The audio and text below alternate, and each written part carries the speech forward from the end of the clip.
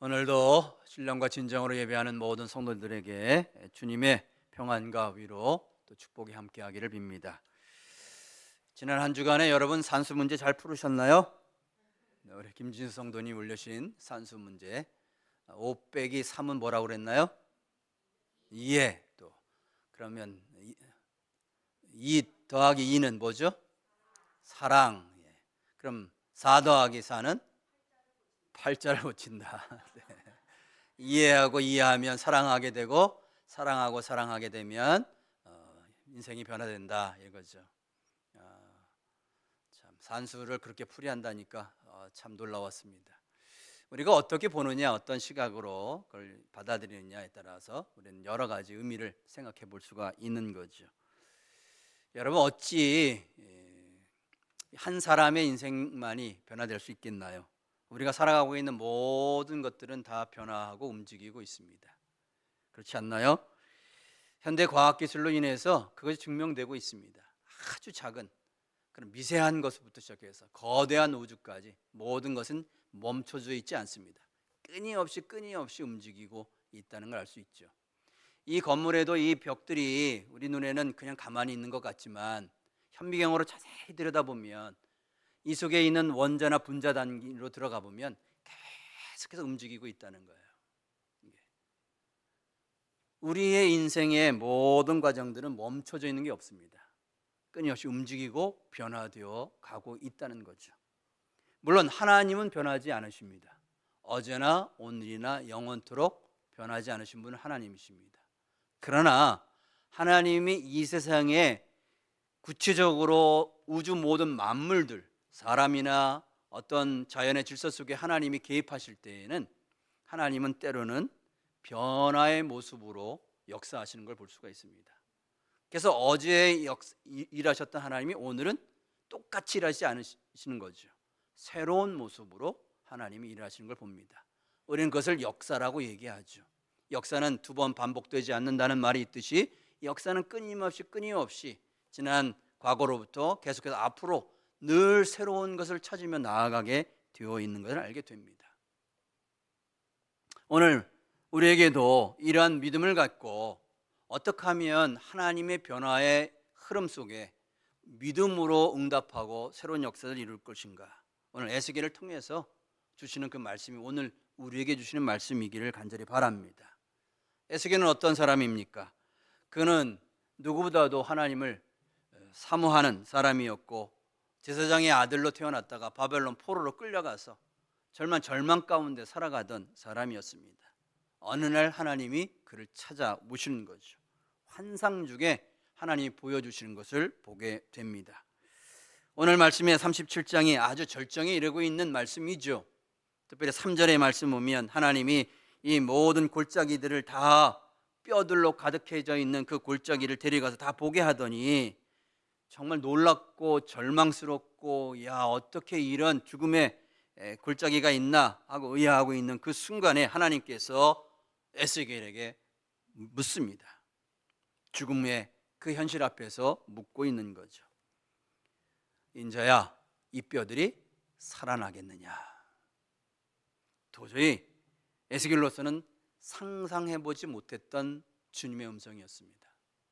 주님이 이 뼈들을 볼 때 이미 다 오랜 세월 지나서 다 부패하고 모든 것들이 이제 뼈만 남고 그 뼈도 말라가지고 생기라고 하는 건 도저히 찾아볼 수 없을 만큼 이제 완전히 말라져 있는 그런 곳인데 그 뼈들을 보면서 살아날 수 있겠느냐? 주님이 말씀하시니까 에스겔은 참 당황할 수밖에 없었을 거라고 봅니다. 그러니까 에스겔이 뭐라고 대답하나요? 주 여호와여, 주께서 아시나이다. 주 여호와여, 주께서 아시나이다. 여러분, 지금 여러분이 에스겔이라면, 여러분에게 이 물음을 던진다면 여러분은 어떻게 대답하시겠습니까? 그런 의미 속에서 에스겔이 지금 대답하는 것을 두 가지 측면에서 그 의미를 생각해 볼 수 있습니다. 첫 번째는 자신의 솔직한 심정을 표현하고 싶은데 참 하나님 앞에서 직설적으로 표현하기가 어려운 겁니다. 왜냐하면 자기 생각에 이건 불가능한 일이거든요. 이건 있을 수 없는 일이고 하나님이 살아나겠느냐 질문에 하나님 그걸 말이라고 하십니까? 라고 대꾸할 만한 감정이 그 마음 가운데 자리하고 있는 겁니다. 그러니까 자기의 솔직한 마음을 표현하고 싶은데 그렇게 표현할 수 없으니까 하나님 앞에서 뭐라고 합니까? 주님 아시지 않습니까? 주님이 모든 걸 만드신 분인데 주님이 다 아시는데 왜 나에게 묻습니까? 이런 대꾸를 하고 있는 거죠. 이 말 속의 의미는 난 이해할 수 없다. 그건 불가능한 일이다. 그런 일들은 있을 수 없는 일이다라고 하는 그 자기의 내면에 있는 그 이야기를 그대로 드러내는 것이라고 할 수 있겠습니다. 여러분, 에스겔이 지금 처하고 있는 상황 속에서 이것은 에스겔만이 아니라 오늘 우리에게도 동일한 모습들이 날마다 벌어집니다. 여러분의 삶의 일터들, 우리 교회도 그렇고 많은 일들 보면 야, 이게 어떻게 가능하지? 어떻게 이것이 이룰 수 있지? 할 만한 일들이 많이 생깁니다.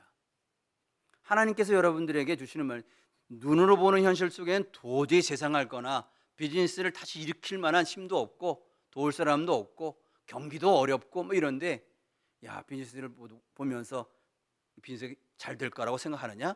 주님 물으시면 뭐라고 대답하겠습니까? 아마 여러분 얘기들이 뭐도 안 되고 뭐도 안 되고 뭐도 안 되기 때문에 불가능해요. 그냥 하루하루 먹고 살면도 좋겠습니다. 뭐 이런 정도 이야기지 않겠어요? 솔직한 마음이죠. 여러분, 우리들에게 이런 솔직한 마음들이 있습니다. 그것이 굉장히 그걸 우리가 인정해야 돼요. 그걸 피하고 거짓하게 위정해서는 안 됩니다. 나의 현재 드는 생각들, 내 마음과 내 믿음의 정도를 그대로 드러내는 게 부끄러운 일이 아닙니다.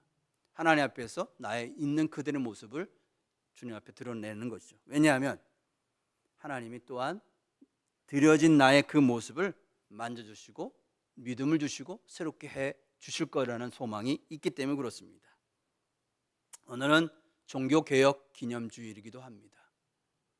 오늘은 우리 개신교가 여기 있게 된 그 근원이 시작되는 그 종교개혁이 일어난 날을 기념하는 거죠. 마틴 루터도 에스겔과 같은 그런 심장이었을 거라고 봅니다. 당시에 엄청난 세상 나라의 왕들보다 더 권위와 힘을 가지고 있는 교황이 세상을 모두가 다 다스리고 있었던 그런 시대입니다. 그리고 모든 사람들에게 부를 축적하고 교회를 든든하게 세우기 위해서 특별히 그 당시에는 로마의 성 베드로 성당을 다시 짓는 재건축하는 그런 과정 가운데 있었는데 이게 너무 많은 비용이 들어가는 겁니다. 100년을 계획하고 이 건물을 다시 지어가는 과정인데 이게 뭐 우리가 유럽에 가서 관광하다 보면 뭐 성전이 어마어마하지 않습니까? 여러분 그 성전을 보면서 야 대단하다 이렇게 느끼겠지만 한편으로 경제적인 측면을 보면 야 이게 얼마나 많은 돈이 들어갔을까 생각할 수 있는 겁니다. 그 돈이 다 어디서 나오는 거겠습니까? 누군가 헌금하고 누군가 드려진 그런 것을 통해서 재능도 기부하고 물질도 드리고 이러면서 세워진 것들이죠. 거기에는 수많은 사람들의 희생도 분명히 뒤따랐을 거라고 봅니다. 그런데 너무나 화려하게 웅장한 건물을 짓는데 아무리 많은 교인들이 헌금해도 부족한 겁니다. 그러니까 어떻게 했냐면 이 교황이 하나의 머리를 쓴 겁니다. 모든 사람들이 가지고 있는 이 죄의 문제들 그리고 자기가 천국에 가고 싶은 소망을 가지고 있는 모든 사람들의 그 바람에 그 욕망을 맞춰서 면죄부라고 하는 죄를 사해주는 면죄부라고 하는 걸 팝니다. 당신들이 이 면죄부를 사면 당신과 당신의 조상들 이미 죽은 자들까지도 그들이 구원받을 수 있을 것입니다 하고 돈으로 그 면죄부를 판매하는 겁니다. 이 일이 시작될 때는 의도는 좋은 의도였던 거죠. 성전을 하나님의 집을 잘 지어야 된다고 하는 좋은 의도로 시작이 됐는데 이것이 너무 무리하게 되다 보니까 이제 변질이 된 거죠. 이 심지어는 사람을 구원하는 일은 하나님께 있는데 하나님이 아니라 이 면죄부면 사면 돈으로 이 면죄부만 사면 나의 조상과 나와 내 후손까지도 다 구원받을 수 있을 것이라는 그런 잘못된 믿음을 사람들에게 심겨준 게 된 거죠. 마틴 루터가 이걸 보면서 매우 마음에 분노했던 겁니다. 그러나 자기의 능력으로는 할 수가 없습니다. 일기의 작은 사제인 자기가 거대한 교황이라고 하는 그 로마의 체제, 세계를 지배하고 있는 체제를 그걸 향해서 아무리 외치고 소리친다고 해도 변화될 수 있거나 이 부패한 것을 바꿀 수가 없는 겁니다. 아마 루터의 심정에도 많은 그런 고통이 있었을 겁니다. 갈등도 있었고 어떻게 해볼 수 있는 방법이 없는 그런 상태에 있는 거죠. 특별히 마틴 루터는 하나님으로부터 우리가 의로워진다는 것, 구원받는 게 무엇인가를 누구보다도 진지하게 고민했던 사람입니다. 행위로, 모든 노력으로 아무리 발버둥 치고 은혜를 구하고 자기가 하나님으로부터 칭의를 받았다고 하는, 은혜를 입었다고 하는 그 마음이 들어야 되는데, 그러면 그럴수록 마음이 더 힘든 겁니다. 난 역시 죄인이구나 하는 마음을 극복하기 어려운 거죠. 우리의 현실과 모든 상황은 이런 상황에 처하게 될 때가 있는 거죠. 새로운 것들을 이루어간다는 것, 부패한 것들을 제대로 고친다는 것 쉬운 일은 아닙니다. 우리를 할 수 없는 일들이죠. 하나님의 능력과 믿음이 아니면 불가능한 일이죠. 그렇기 때문에 그럴 때 우리가 할 수 있는 일들은 주님만이 아십니다 고백할 뿐이죠. 더 솔직하게 표현해도 괜찮습니다. 주님, 도저히 이건 불가능한 일이에요 라고 그대로 표현해도 괜찮습니다. 그러나 그것으로 머무는 것이 아니라 하나님은 그러한 이들에게 또 새로운 또 위로하시고 새로운 말씀을 주시게 되는 거죠. 그런 의미 속에서 오늘 에스겔이 하나님 앞에서 주 여호와여 주님만이 아십니다라고 하는 이 대답의 두 번째 의미를 우리가 생각해 볼 수가 있습니다. 그건 무엇일까요? 이것은 자신의 능력으로는 할 수 없지만 하나님은 아시니 하나님 말씀해 주소서 하는 기도입니다. 주님께서 그렇게 물으셨다면 묻는 자가 말씀했다면 답도 알고 있지 않겠습니까? 나는 내 좁은 경험과 이해로는 도저히 알 수 없으니까 말씀하옵소서 하고 기도하는 겁니다. 때로는 우리의 행동이 기도가 될 때도 있는 거죠. 이 도저히 어떻게 해결할 수 없는, 그러나 분명히 하나님은 이것을 바로잡기를 원하시는데 나는 그거 불가능합니다. 어떻게 하면 좋겠습니까? 주님 가르쳐 주소서. 지금 에스겔의 마음속에서 하나님이 모든 걸 만드시고 이루시고 모든 그렇게 물으시니까 말씀만 하옵소서 이렇게 묻고 있는 겁니다. 여러분, 우리가 하나님 앞에 나가 기도해야 될 이유가 여기에 있는 거죠. 우리로 할 수 없을 때에 주님은 어떻게 하기를 원하십니까? 이 상황 속에 주님께서 가장 기뻐하실 일들이 무엇입니까? 어떻게 하면 이 뼈들이 살아날 수 있는 길을 열어갈 수 있겠습니까? 도저히 우리로서는, 우리가 가지고 있는 능력으로서는 현대적인 과학의 기술과 능력으로도 불가능한 일입니다. 어떻게 하면 좋겠습니까? 하나님께서 그렇게 물으신다니 분명히 답을 알고 계실 것 같은데 말씀해 주옵소서. 이 기도죠. 여러분, 우리가 이 기도를 향해 간절하게 구해야 되는 겁니다. 우리의 상황 교회는 때로는 답을 찾을 수 없어서 방황하고 힘들어할 때가 너무 많습니다. 우리 인생에. 지난 한 주간 수행회를 참석하면서 이번에 두 번째 연애적인 차원에서 다른 목사님들을 만나면서 얻었던 좋은 소득은 친구 목사들이 생기기 시작했다는 겁니다. 한 번도 보지 못했던 분들이 이제는 다가와서 인사 나누고 서로 대화하기 시작을 합니다. 덴젤 워싱턴이라고 하는 그 영화 배우 있죠? 그 영화 배우 중에 덴젤 워싱턴이라는 아주 잘생긴 아프리칸 아메리칸인 아주 멋진 사람이죠. 아주 그와 비슷하게 생긴 사람인데 그 목사가 찾아와가지고 말을 거는 거예요. 그러더니 뭘 하나 보여줘요. 가방에 뒤지더니 뭘 보여줍니다. 그랬더니 뭘 보여줬냐면 홍삼 이렇게 캡슐로 들어있는 거, 그걸 하나 보여주는 거예요. 그랬더니 너 이거 아냐 그래서 당연히 알지. 너 이거 어디서 샀냐 그랬더니 아마존에서 구입했다는 거예요. 저기가 자기 매일매일 먹고 있다는 거예요. 먹고 있다.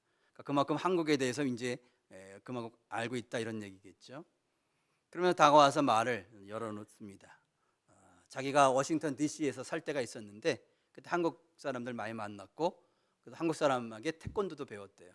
그리고 한국에 대한 굉장히 오랜 세월 동안 교제가 있었던 거죠. 그와 함께 시간 또 식사할 때, 특별히 식사할 때에 나머지 시간은 계속 배우는 시간이었기 때문에 뭐 대화할 시간은 없고 밥 먹을 때 정도가 함께 교제하면서 하는 건데, 그분이 계속 자주 이제 나를 반겨주니까 그분 외에는 뭐 다른 분으로 밥 먹는 게 어려우니까 그분과 같이 많은 시간 보내게 됐는데, 지나면서 얘기하다가 너 언제 리타이어 할 생각이냐 이렇게 물었어요. 근데 저하고 비슷하게 보이는 나이여서 묻더니 자기 이미 리타이어 했다는 거예요. 자기가 올해 70인데 리타이어하고 다시 리타이어한 이후에 또 교회에 필요해서 자기가 계속해서 사역을 하게 됐다고 참 얘기합니다. 깜짝 놀랐어요. 전 제 또래 되는 줄 알았더니 저보다 한 10살 정도 많은 그런 분이 이제 친구가 됐어요. 저에게도.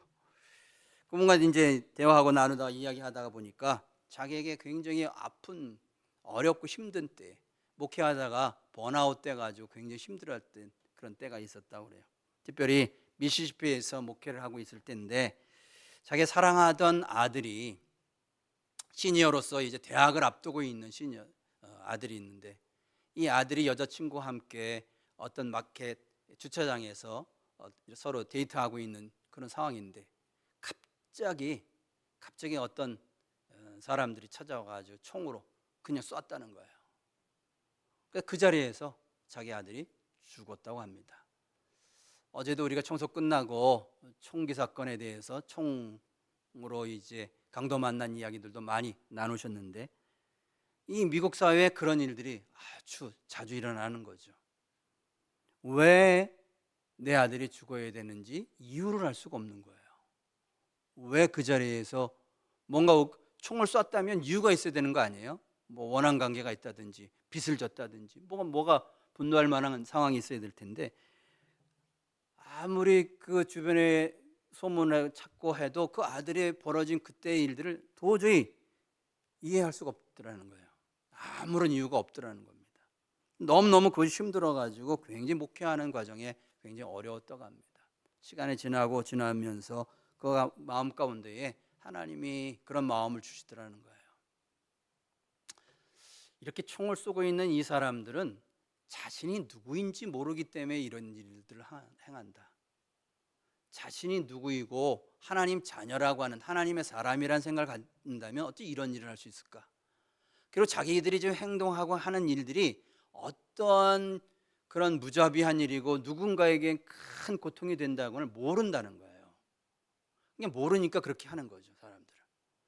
그래서 그 다음부터는 그렇게 자기 아들을 쏴 죽인 그런 사람들이 자기가 누군지 모르니까 그 다음부터는 교도소 사역을 하기 시작했다는 거예요.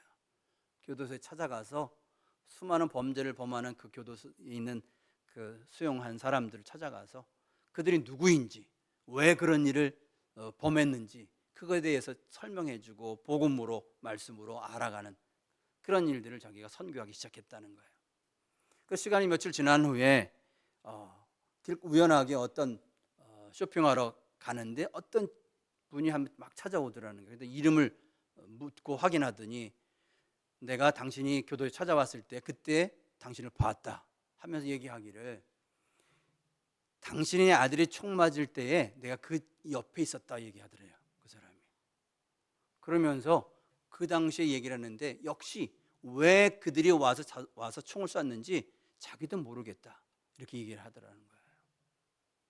그러면서 이분의 마음 가운데 사람들의 마음 속에 있는 자기가 왜 이런 일을 하는지도 모르는 어둠의 영, 악한 영들이 사람들을 사로잡고 있을 수 있다는 것을 알고 복음으로 사람들을 변화시키는 일에 또 쓰임 받아야겠다 하고 자기 아들의 그 희생을 통해서 새로운 것들을, 사역들을 열어가고 일하기 시작했다, 이런 말씀을 해주시더라고요. 여러분, 우리의 상황 속엔 때로는 앞을 내다보기 어려운, 어떻게 해결할 수 없는 그런 문제들이 있어요. 그럴 때 우리가 기도할 것은, 하나님 어떻게 하기를 원하십니까? 주님이 원하시는 길이 뭡니까? 어떻게 하면 모두에게 유익되고 모두를 살릴 수 있는 길이 무엇입니까? 물을 수 있는 그런 은혜들이 필요한 거죠. 에스겔은 이런 하나님 앞에 기도하니까 하나님께서 말씀하십니다. 두려워하지 말아라, 염려하지 말아라. 너는 내 말만 전하라. 이 뼈들을 향해서 생기야 일어나라. 뼈들아 일어나라. 말만 전하라 말하고 있는 거죠. 여러분, 우리가 때로는 어떻게 할 수 없을 때 하나님께 말씀하십니다. 이렇게 하라는 말씀을 주십니다. 너 사람아, 이 뼈들은 이스라엘 족속이니까 이 이스라엘 족속들의 앞에 가서 하나님 말씀을 대언하라 하는 말씀을 들은 겁니다. 우리에게는 때로게 하나님의 말씀, 사람을 살리는 말씀, 모든 걸 창조하신 그 말씀, 이 말씀이 우리가 붙들어야 될 것이고 이 말씀으로 선포해야 되는 일이 우리에게 필요한 일인 줄로 믿습니다. 에스겔은 하나님이 주신 명령대로 자기의 내면의 믿음에는 불가능한 일이지만 주님 말씀하시니 그 말씀 붙들고 선포한 겁니다.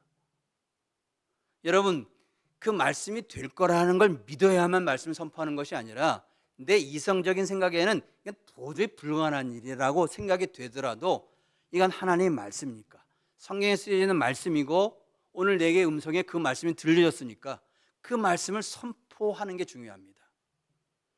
될까 안 될까, 내 믿음이 있나 없나, 이건 두 번째 문제입니다. 내가 하나님 앞에 그렇게 될지어다, 하나님이 이렇게 말씀하셨으니 뼈들아 살아나라 라고 명령만 하면 되는 겁니다. 에스겔이 그 말씀에 의지해서 명령하니까 어떤 일들이 벌어지나요? 정말 상상할 수 없었던 그런 뼈들이 막 움직이고 서로 맞춰지고 연결되더니 사람의 몸을 이뤄가기 시작한 거죠. 그런데 아직 생기가 없어서 움직이지 못하고 그냥 하나 인형과 같은 사람의 모습만 같은 모습으로 회복되었습니다. 그랬더니 다시 생기를 향해서 말하는 거라고. 그래서 그 말씀을 이제 생기야 이 뼈들에게 들어가라 말하니까 그 뼈들이 사람처럼 살아나게 되었다 하는 말씀입니다. 여러분, 우리가 하나님 말씀을 담대하게 외치고 증언하는 것이 이렇게 중요한 겁니다. 어떤 상황에도 우리가 붙들어야 될 것은 주님 말씀이 생명입니다. 말씀이 나를 일으킵니다. 나를 새롭게 할 줄로 믿습니다. 그 말씀을 의지해서 말씀이 들어야 될 대상을 향해서 담대하게 외치는 것이 필요한 거죠. 그러나 담대하다고 하는 말을 우리가 잘 이해할 필요가 있습니다. 거칠거나 또 열정이 너무 넘쳐서 그렇게 하라고 하는 말이 아니라 내 믿음, 마음에 흔들림이 없이 하나님 은혜를 향해 나아갈 것을 바라며 선포하라, 이런 모습인 거죠. 말씀만이 죽어있던 걸 다시 살리는 것처럼 개혁이라고 하는 과정, 옛 것을 다시 새로 회복한다는 건 어려운 과정입니다. 하나님 말씀만이 이뤄갈 과정들이 필요한 거죠. 마틴 루터가 종교개혁을 통해서 오늘날 많은 개신교들이 생겨난 이 모습처럼 역사에는 또 성경에도 수많은 개혁의 과정들이 있었습니다. 그 과정들마다 다 모든 시작들은 느헤미야도 그렇고 히스기야 왕도 그렇고 다 말씀으로부터 시작이 됩니다. 하나님 말씀이 임하니까 말씀으로 새로운 일들을 개혁하기 시작하는 거죠. 근데 개혁에는 두 가지의 정신이 있습니다. 뭐냐면 잃어버렸던 걸 다시 찾는 겁니다. 본질로 들어가는 겁니다. 원래 잃어버렸던 거, 하나님 만드셨던 그 모습을 다시 회복하는 거죠. 오랜 전통 속에서 고이고이 간직했던 그 하나님의 말씀의 의미를 다시 찾는 겁니다. 사람들이 자꾸 잊어버렸으니까. 그래서 그것이 개혁의 본질은 원래의 것을 찾는 겁니다. 새로운 온전한 모습을 찾는 거죠. 그러니까 성경에서 원래의 것이란 뭡니까? 말씀인 거죠. 세상을 창조했던 말씀이고 시대마다 주셨던 그 말씀으로 돌아가게 되어 있는 겁니다. 그러나 그 말씀이 매번 옛날과 같은 모습으로 반복되느냐? 그렇지 않은 거죠. 개혁은 또 새로운 모습으로 바뀝니다. 마틴 루터는 하나님의 말씀을 의지하고 95개의 조항을 캐톨릭을 향해 부패한 것들을 폭로합니다. 그렇게 할 수 있었던 것은 오직 말씀으로, 솔라 스크립처, 오직 믿음으로, 솔라 피데, 오직 은혜로, 솔라 그레데. 그의 마음 가운데에 하나님의 새로운 것들을 이루어가야 되는데 그건 오직 믿음으로 시작되고, 그런데 그것이 어떻게 뭐하는 사람들에게 하나님의 은혜를 증거할 건가 생각하다가 성경을 번역하는 일들이 시작합니다. 이건 당시의 캐톨릭 시대에 도저히 불가능한 일이고 엄청난 문제를 일으키는 거였습니다.